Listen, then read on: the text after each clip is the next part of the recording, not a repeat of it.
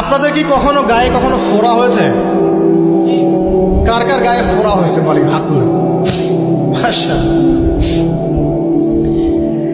কেমন ব্যথা? ফোড়া ফেটে গেলে কি বের হয়?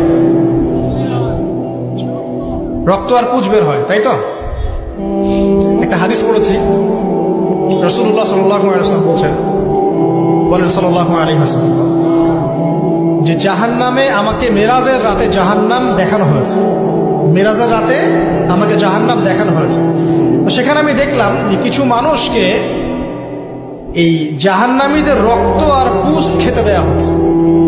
মানে আল্লাহ জানেন কেমন করে রক্ত আর পুঁজ পান করতে দেয়া হচ্ছে। কারণ জাহান্নামে পিপাসা লাগবে না, ক্ষুধা লাগবে না, ক্ষুধা লাগবে।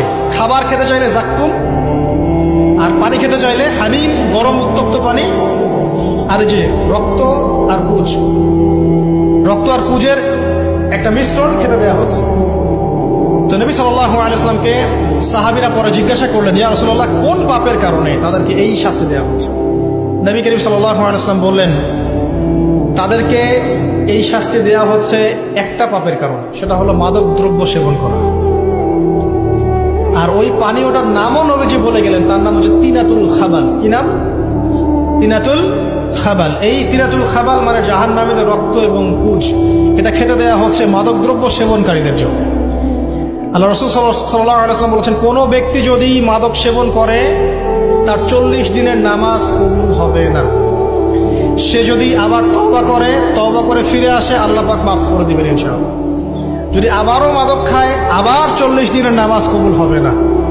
তারপর যদি আবার তওবা করে, আবার আল্লাহ মাফ করে দিবেন ইনশাআল্লাহ। তারপর যদি আবার মাদক খায়, আবার 40 দিনের নামাজ কবুল হবে না। তারপর যদি আবার তওবা করে, আবার আল্লাহ মাফ করে দিবেন। তারপরে যদি আবার মাদক খায়, তখন আল্লাহ রাব্বুল আলামিন তাকে তিনাতুল খাবাল পান করেন।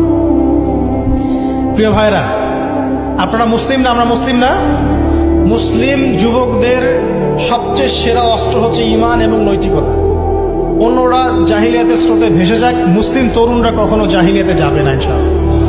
আমার সাথে ওয়াদা করেন যে কোনো প্রকার মাদক দ্রব্যের সাথে সংশ্লিষ্ট থাকবেন না। একটা সিগারেটেও কখনো টান দিবেন, কারণ সিগারেটটা কি? সিগারেট আপনাকে আস্তে আস্তে অন্য মাদকের দিকে নিয়ে যাবে। সিগারেট খাওয়া শিখেছিস, এখন গাঁজাও খা। গাঁজা খাওয়া শিখলে এখন ওটা খা, এই করতে থাকে। এক পর্যায়ে আপনি এখান থেকে আর বের হতে পারবেন না।